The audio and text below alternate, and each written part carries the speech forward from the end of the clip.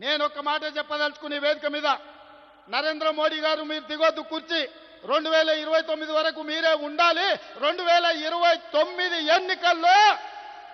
Atal Bihari Vajpayee RSS చేయలేని పని నరేంద్ర మోడీని గద్దెదించే పని మా సోదరుడు మా నాయకుడు రాహుల్ గాంధీ గారు మా నాయకుడు రాహుల్ గాంధీ గారి నేతృత్వంలో మా ప్రతి కాంగ్రెస్ పార్టీ కార్యకర్త దేశం నలుమూలల నుంచి కార్యోన్ముఖులై ఎన్నికల యుద్ధ రంగంలో నరేంద్ర మోడీని ఓడిస్తాం ఢిల్లీ గద్దె నుంచి నరేంద్ర మోడీని దించుతాం ఇదే మా శపథం అని చెప్పి జంతర్ మంతర్ సాక్షిగా నేను చెప్పదలుచుకున్నా నరేంద్ర మోడీ గారి పేరు మీదనే ఎన్నికలకు రాండి 150 కంటే ఒక్క సీటు కూడా ఎక్కువ రానియం